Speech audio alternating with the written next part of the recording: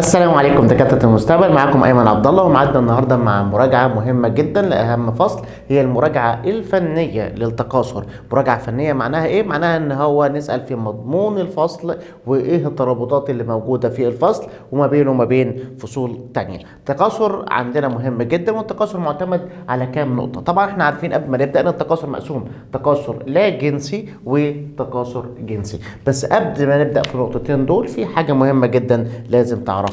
أول نقطة لازم تبقى عارف يعني إيه انقسام ميتوزي، وده مهم جدا. انقسام ميتوزي معناه إن أنت عندك شوية جينات هتجيب منهم نسختين طبق الأصل. يعني أنت لو عندك نسخة من الجينات لو عملت منها نسختين يبقى ده كده اسمه انقسام ميتوزي. وعلى فكرة لو انت عندك 2 نسخة من الجينات وعملت لها انقسام بالشكل ده برضو ميتوزي، يبقى الميتوزي فيه منه شكلين. تاني نقطة لازم تعرفها هو الانقسام الميوزي.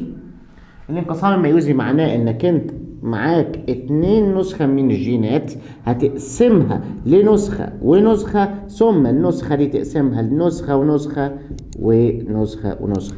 يا مستر الشكل ده شبه ده، بس هو لو هو بالشكل ده بس كده اللي هو خطوة واحدة يبقى ده كده ميتوزي، اما لو كله كده على بعضه يبقى ده كده ميوزي. لو هنقارن الخلية بتدي خليتين، الخلية بتدي خليتين، هنا الخلية بتدي 4. نبدأ بنون ننهي بنون، نبدأ ب2 نون ننهي ب2 نون، نبدأ بسين ننهي بسين. هنا هنبدأ برقم هنقسم بالنص، ده كده اسمه انقسام ميتوزي وده كده اسمه انقسام ميوزي. تعالى كده دكتور بقى سريعا معايا. حضرتك لو انا قلت لك ان انا معايا 2 نون، دي بقى الحته الفنيه وتحولت الى نون، تفهم ايه من السهم ده في الامتحان؟ انه لازم يكون حصل ميوزي ومفيش احتمال تاني. طب تعالى هنا كده، ينفع حضرتك نقول 2 نون الى 2 نون؟ في 2 نون ل 2 نون، يبقى ده كده احتمال اللي بنقول عليه ميتوزي. طب ينفع يبقى فيه احتمال تاني؟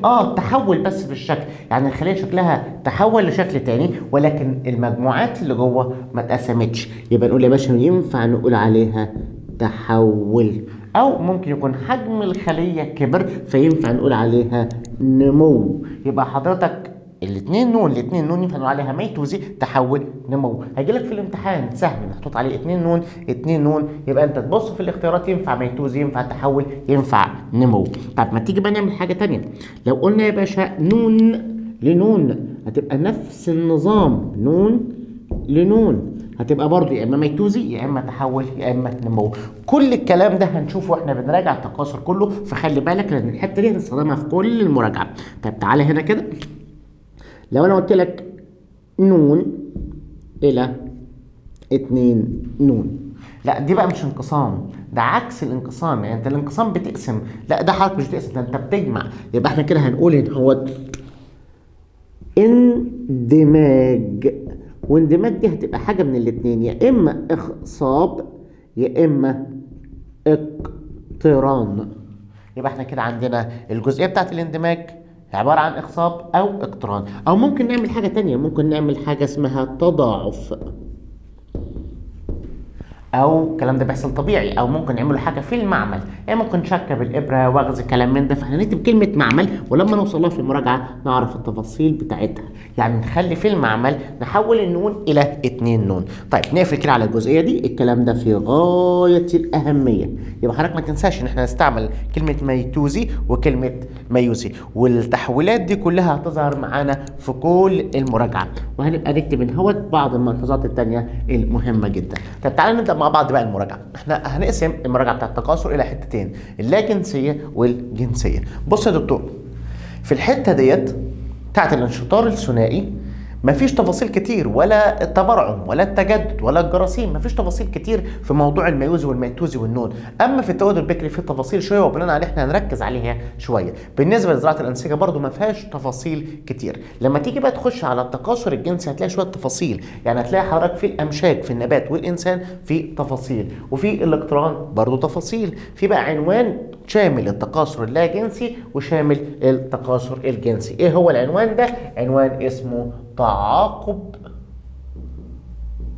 الأجيال. برضو في تفاصيل بتاعت الميوزي والميتوزي. هنبدا بمين دلوقتي حالا؟ بالتكاثر اللاجنسي. تعالى كده نبدا مع بعض. بالنسبه للانشطار الثنائي كان بيقول لي ان احنا عندنا اميبا، اعتبر ان الشكل ده كده اميبا جواها نواه، النواه جواها مثلا مجموعه من الجينات او مجموعتين من الجينات، الكتاب ما ذكرش حاجه بالنسبه للحته ديت. هتنقسم النواه ميتوزيا فهتدينا 2 اميبا، يعني النواه اللي جواها المحتوى الجيني بتاعها سواء كان نون او 2 نون لو انقسم ميتوزي، نون او 2 نون انقسم ميتوزي هيدي 2. ونلف دي كده بخليه ونلف دي بخليه، يبقى عملنا حاجه اسمها انشطار ثنائي، زي ما اكون مسكت رغيف العيش وقسمته بالنص يبقى انشطار ثنائي. سهل جدا جدا جدا. طب قول لي بقى يا دكتور اللي قدامك ده تكاثر ولا لا؟ تكاثر، احنا زودنا بالعدد. طب حضرتك تكاثر بدات بفرد ولا بدات باتنين يبقى اسمه تكاثر لا جنسي. طب حضرتك عملت فيه انقسام ايه؟ عملت فيه انقسام ميتوزي. طيب تعالى هنا اهو تبرع. لو انت حضرتك عندك حاجة اسمها خميرة، والخميرة دي جواها نواة، وحضرتك النواة دي انقسمت والنواة التانية مدت بوزها وطلعت لبره كده، يبقى دي النواة الصغنطوطة بالخلية الصغنطوطة، ودي النواة الأصلية بالخلية الكبيرة الأصلية. يعني ده شبه ده في فكرة الانقسام، ولكن طريقة الانقسام مختلفة شوية، اللي هي مد بوزه اللي هو طلع البرعم شوية وعمل خلية صغيرة ودي خلية كبيرة. نسأل سؤال، الشكل اللي قدامك ده تكاثر؟ تكاثر لأن احنا زودنا العدد. طب حضرتك جنسي ولا لا جنسي؟ لا جنسي عشان بدأنا بفرد. طب حضرتك ميوزي ولا ميتوزي؟ الشكل ده ارجع هنا كده هتلاقيه ميتوزي، وطالما فيه من نون الى نون يبقى اما ميتوزي اما تحول يا اما نمو. طبعا ده كده هيبقى انقسام، معناه ان احنا استخدمنا الميتوزي. خش يا باشا على التجدد. التجدد لو انت قطعت الحته القديمه اللي هي ديت هتبدا تنقسم بالنواه بتاعتها وتدي حضرتك خلايا جديده عشان تعوض العدد. بس لو كان الكائن كله على بعضه حصل فيه قطع، والقطع ده الحته اللي اتقطعت تجددت وكونت كائن جديد، يبقى ده كده بالنسبه لنا تكاثر. عشان في تجدد لا يعتبر تكاثر، زي الجرح اللي في ايدك لما يتجدد مش تكاثر مع انه حصل انقسام ميتوزي. يبقى حته الجلد اللي انا اخدها من هنا ان عملت انقسام ميتوزي وكونت بني ادم يبقى ده تكاثر، ما كونتش بني ادم يبقى ده مش تكاثر. يبقى في تجدد يعتبر تكاثر، تجدد ما يعتبرش تكاثر. امتى تجدد يعتبر تكاثر؟ لما يدينا كائن جديد، يعني الحته اللي اتقطعت اللي هي فقدت من الكائن الحي لو كبرت وده كائن لوحدها يبقى ده كده تكاثر. طيب جنسي ولا جنسي؟ لا جنسي يا دكتور. اعرف ازاي؟ لانه بادئ بفرد واحد مش ذكر وانثى. طب الانقسام هنا ميوزي ولا ميتوزي؟ حضرتك اللي هتقول اهو ميتوزي. او ممكن بقى يا دكتور نستخدم هنا كده في التبرعم 2 نون وساعتها دي 2 نون و2 نون. الكتاب ما ذكرش هنا في نون او 2 نون، ما ذكرش هنا نون او 2 نون، هنا ما ذكرش نون او 2 نون. فممكن تكون مثلا الكائن 2 نون وهيعمل انشطار، او ممكن يكون الكائن 2 نون ويعمل تبرعم، او ممكن يكون 2 نون ويعمل برضو تجدد. فايا كان بقى نون او 2 نون، المهم ان احنا عندنا شكلين من الانقسام الميتوزي، ممكن بالنون او ممكن يكون بالاثنين نون. خش على الجراثيم. الجراثيم يا باشا لو الكائن الاصلي نون هيبدا يدي جراثيم مثلا نون، والجراثيم دي تقع على الميه وتبدا يا باشا تنمو وتدي كائنات برضو نون. ساعتها احنا بدانا بفرد واحد، يبقى هنقول عليها يا باشا تكاثر لا جنسي. طب استخدم انقسام ميوزي ولا ميتوزي؟ ميتوزي. طب دكتور لو حضرتك عملنا 2 نون شاطر، يبقى هنا برضو 2 نون 2 نون. يعني ايا كان الانشطار الثنائي او التبرعم او التجدد او الجراثيم لازم يعمل ميتوزي. وطالما يعمل ميتوزي ممكن يبدا بنون يدي نون ونون، وممكن يبدا ب2 نون يدي 2 نون و2 نون. خش بقى على الحته بتاعت زراعه الانسجه وبعد كده ناخد التولد البكري. زراعه الانسجه لو انت عندك حته جزر اصليه فيها نواه، والخلايا ديت حطيتها في وسط معين، لازم يكون في وسط معين. يعني كل ده بيحصل لوحده؟ لا، ده لازم يحصل في المعمل، لازم يكون في تدخل بوسط معين. هيدينا حضرتك نواه 2 نون ونواه 2 نون، ويبدا بقى يكتر ويدينا جزرايه جديده او يدينا زرعه جزر. طب الكلام ده تكاثر لا جنسي ولا جنسي؟ لا جنسي. تكاثر عشان كترنا العدد. طب ميوزي ولا ميتوزي؟ ميتوزي. والكتاب قال ان لازم يكون في مجموعه جينيه كامله عشان نقدر نعمل الانقسام الميتوزي دهوت، وبناء عليه بقى تكاثر لا جنسي. هنبدا بقى ندخل على الحته المهمه جدا جدا اللي هي اسمها التولد البكري. حضرتك في التولد البكري ده لو عندك مثلا انثى حشره المن اعتبر ان دي كده انثى حشرة المن. نون ولا 2 نون يا دكتور؟ 2 نون. لو عملت السهم ده تفهم بايه؟ نون نون، يبقى انا كده من 2 نون لنون ونون. دور كده 2 نون لنون ونون، 2 نون لنون ونون اللي هو بالشكل ده، يبقى ده كده انقسام ميوزي اللي هو بالشكل ده. يبقى احنا عندنا انثى حشرة المن عملت بويضة نون، عملت بويضة نون، بقى له انقسام يا دكتور. بانقسام اسمه انقسام ميوزي. ده الحته الوحيده اللي لغايه دلوقتي ذكرناها في اللاجنسي كله، لان اللاجنسي كله مبني على الميتوزي. الحته دي بس هي الوحيده اللي بيتكلم فيها في الميوزي. طب عايز ايه بقى؟ عايز يقول لي ان انثى حشرة المن لما تعمل بويضه نون وبويضه نون، يبقى حضرتك هيجي لها حيوان منوي نون، وساعتها هيتخصب وهتبقى 2 نون، وساعتها هتدي انثى حشرة المن او ذكر حشرة المن.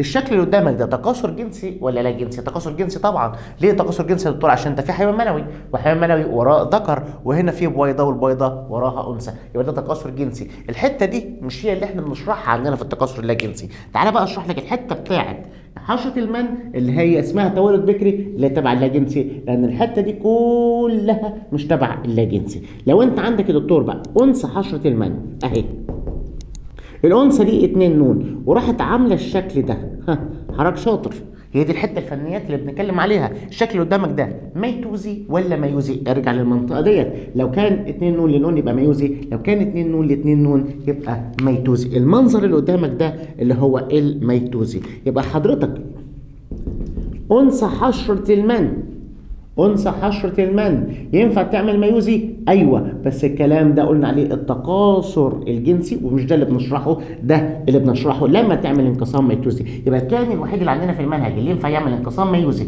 وانقسام ميتوزي هو انثى حشرة المن. لما تعمل الانقسام الميتوزي هتدينا بويضة البويضة ديت والبويضه ديت محتاجه حيوان منوي؟ لا مش محتاجه حيوان منوي، فتبدا البويضه دي تدينا حشره لوحدها بدون وجود حيوان منوي، وديت تدينا كمان حشره لوحدها بدون الحيوان المنوي. الحشره دي هتكون 2 نون، الحشره دي هتكون 2 نون. السؤال، الحشره دي علشان تجي لنا استخدمنا الذكر؟ لا.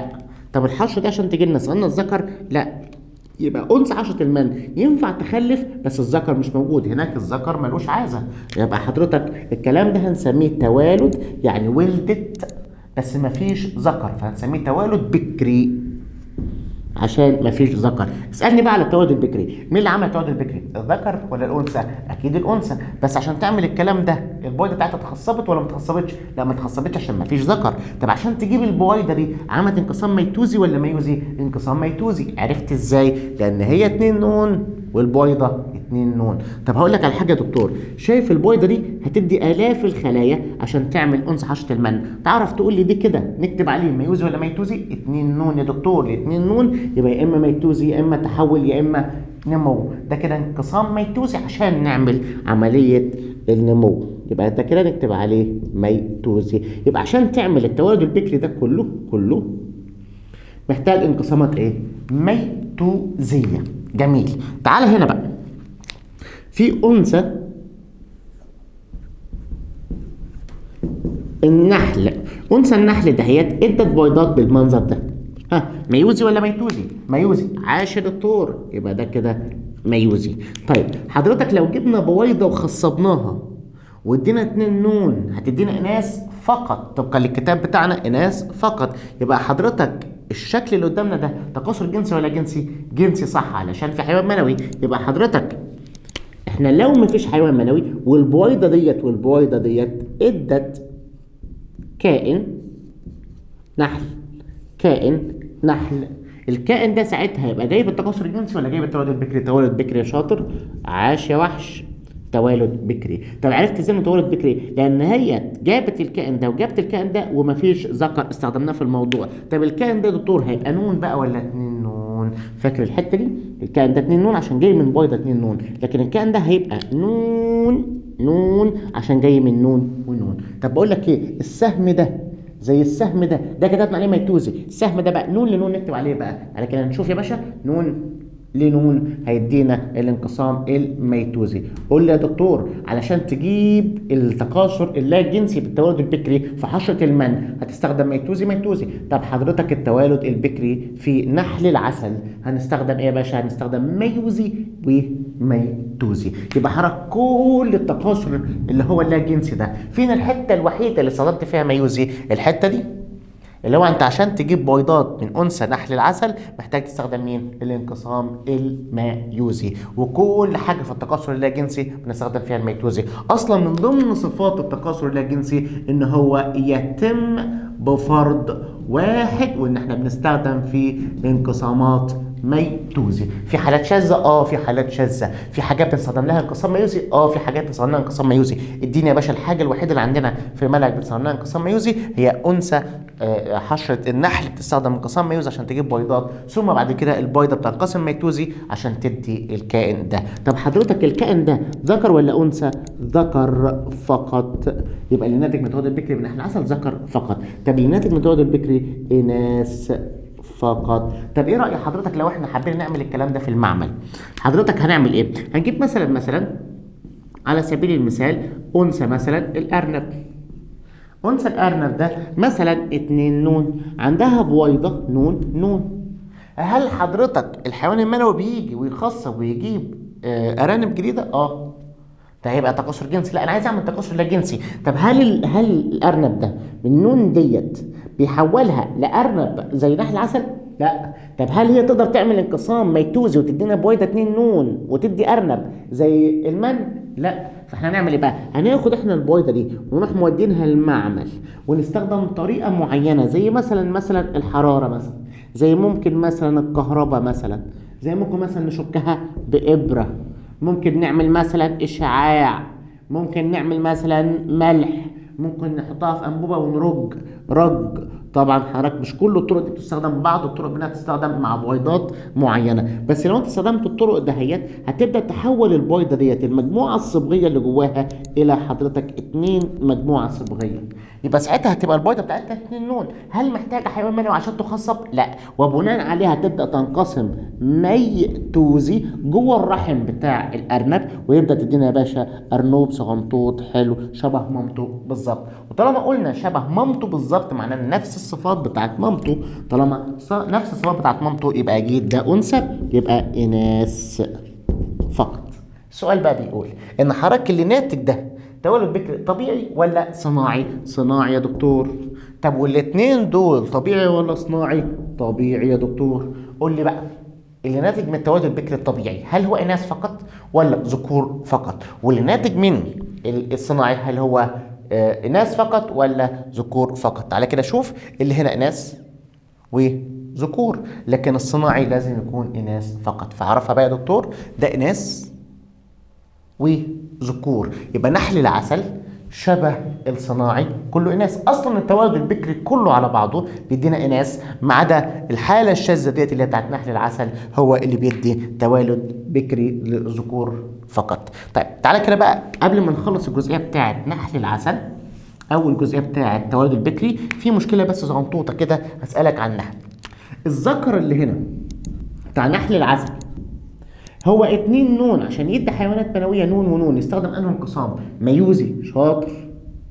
طب تعالى هنا الذكر بتاع نحل العسل مش 2 نون، هو نون. طب عشان يدينا حيوانات منويه نون يبقى ده انقسام ايه بقى؟ ميتوزي. بسأل سؤال، الباشا ده يجيب امشاجه بايه؟ بالميوزي. طب وده بالميوزي. طب وده بالميوزي والميتوزي. طب ده بالميتوزي. فهل عندك كائنات تنتج امشاجها بالميتوزي؟ عندي انثى حشرة المن وعندي ذكر نحل العسل. يبقى الامشاج المفروض تيجي بالميوزي، بس في حالات شاذة. ايه هي الحالات الشاذة ديت؟